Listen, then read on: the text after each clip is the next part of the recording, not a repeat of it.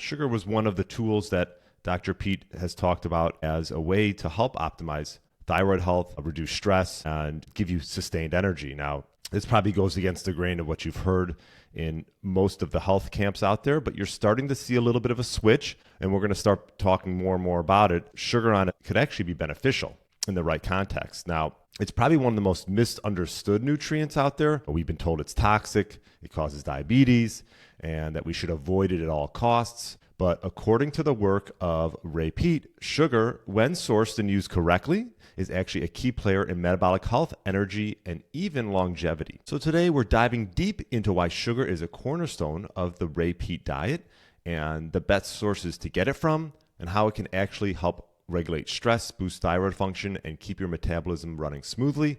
So let's get into it. First, let's clear something up. Ray Peat wasn't advocating for chugging soda or eating candy bars all day. He emphasized the right kind of sugars in the right amounts to help support your metabolism.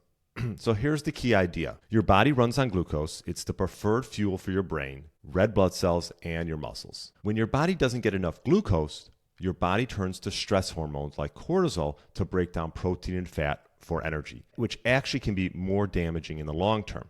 Now, Peat argued that high stress, low carb forces the body into what's called a catabolic state, breaking down tissues and suppressing thyroid function.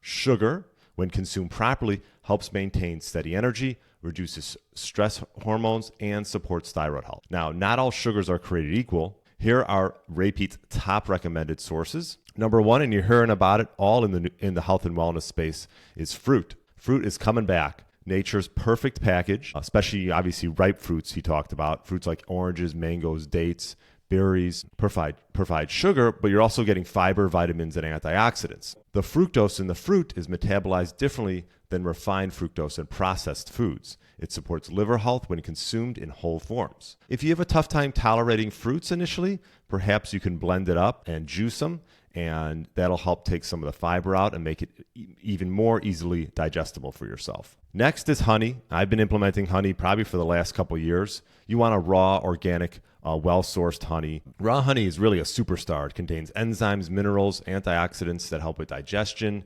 antimicrobial, and anti-inflammatory effects. Peat loved honey because it's easily absorbed and supports a stable blood sugar, which is something Ray Peat really believed in, making sure that you maintain a steady blood sugar throughout the day. Number three, might sound crazy, but just sugar, plain white sugar. Yes, it is demonized, but Peat found out that pure sucrose, which is white sugar, is actually less stressful on the liver than high fructose corn syrup, and small amounts can help replenish glycogen without the additives found in many processed sweeteners. Dr. Mercola talks about if you've been low carb and fasting for a long time and you're just getting into adding back carbohydrates, you can sip on a little bit of sugar water to help ease into the process.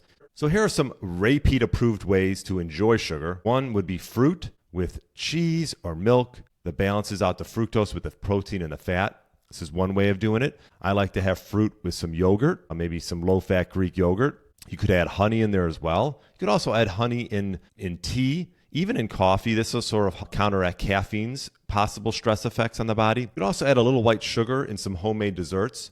It's better than adding artificial sweeteners. I would definitely avoid any industrial sweeteners like high fructose corn syrup, and always listen to your body. If you're feeling jittery or tired after sugar, you might need better timing or just easier way into it. So two big myths with sugar. One, it causes diabetes. Peat argued that diabetes is more about chronic stress and a poor metabolic state than sugar itself. In fact, the right sugars can help stabilize blood sugar by actually reducing your stress hormones. So two, all sugar is addictive like drugs. This is something that we've heard a lot about in the mainstream. And while processed junk food is engineered to be addictive, but natural sugars in fruit or honey do not trigger the same dopamine overload. The problem isn't the sugar, it's how corporations are manufacturing and distorting it. So the bottom line is sugar isn't the enemy. It can be a beneficial tool. In the Ray Peat diet, the right sugars from fruits, honey, and even a bit of white sugar can help you stay energized, reduce stress, and keep your metabolism humming. If you found this helpful, smash the like button, subscribe for more deep dives into metabolic health, and let me know in the comments, do you feel better with more natural sugars in your diet? Thanks for watching, and I'll see you later in the week for another great interview. Thanks so much for listening.